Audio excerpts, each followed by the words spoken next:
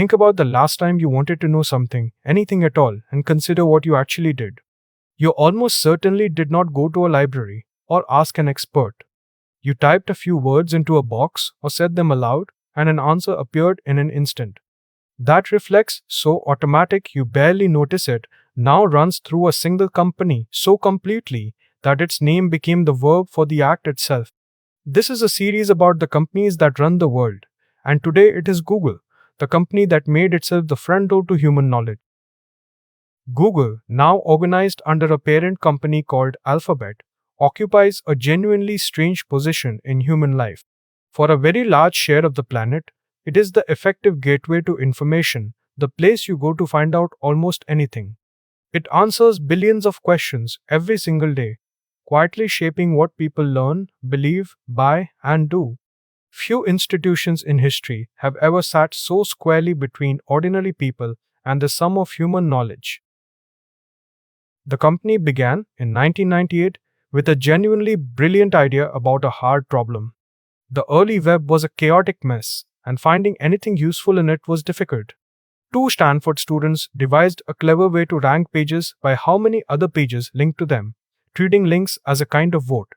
That insight made the search engine dramatically better than its rivals, and it rapidly organized the unruly web into something you could actually use. But here is the crucial twist, the thing many people still misunderstand about Google. Search, the product almost everyone associates it with, is not really how it makes its money. Google is, first and foremost, one of the largest advertising companies that has ever existed. The search box is the bait, extraordinary and genuinely useful bait. But the business is selling the attention it captures to advertisers in vast and automated auctions. And that business is astonishingly good, because the scale of Google's dominance in search is almost hard to believe. In most markets around the world, something like 90% of all searches run through this one company. That is not merely a lead over rivals. It is a near total grip on how the human race looks things up. That grip on the world's attention translates directly into an advertising machine of staggering size, one that generates the overwhelming majority of Alphabet's enormous revenue. Owning the front door to information, it turns out, is one of the most profitable positions ever discovered in the entire history of business. What protects that position is a powerful and self-reinforcing loop. More users give Google more data about what people want. More data makes its results and its ad targeting better. Better results attract still more users. And so it goes round and round.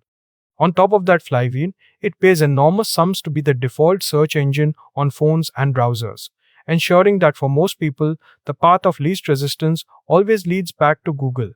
It does not sit in this ad kingdom entirely alone. The digital advertising world is essentially a duopoly, dominated by Google and by Meta, the owner of Facebook and Instagram, which between them have long captured a huge share of all the advertising money spent online. They are not quite direct rivals. One owns your search intent, the other owns your social attention, but together they form the twin gravitational centers around which the online ad economy turns. And search is only the most visible piece of a much larger empire. Alphabet also owns YouTube, the dominant force in online video. It owns Android, the operating system running on the majority of the world's smartphones.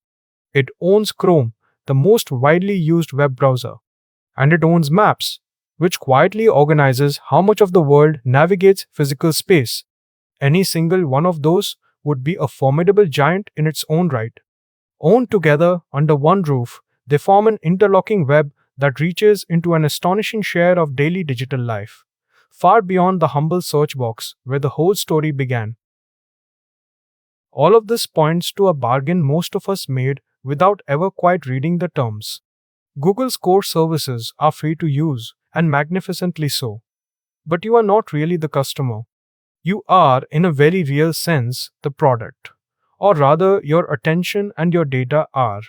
The genius of the model is that it feels like a generous gift, while the true transaction, your information in exchange for the service, happens quietly in the background. Given such dominance, it is worth asking who could possibly challenge it. And for a long time, the answer was almost nobody. Microsoft's Bing, despite vast resources, never meaningfully dented Google's grip on search.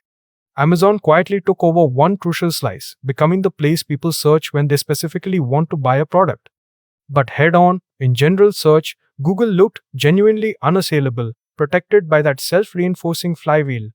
Then came a threat of a completely different shape: the rise of powerful conversational artificial intelligence, systems that can simply answer your question directly, in plain language, poses the first serious challenge to the classic model of a list of blue links.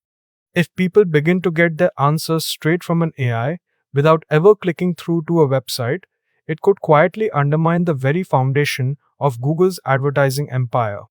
It is, for the giant, an unusually existential kind of danger. So the question this series always asks arrives of what would actually break if Google vanished.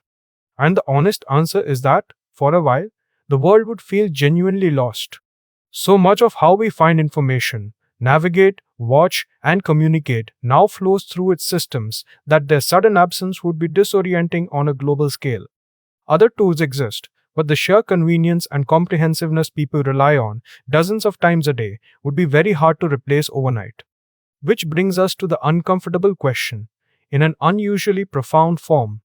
What does it mean for a single private company to stand between billions of people and the world's information, deciding through its rankings and its algorithms what is easy to find and what is effectively invisible?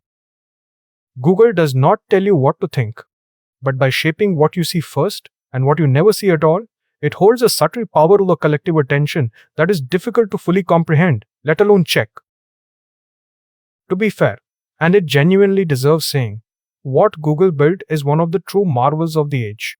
It took the entire chaotic sprawl of human knowledge online and made it instantly, freely searchable by almost anyone on Earth.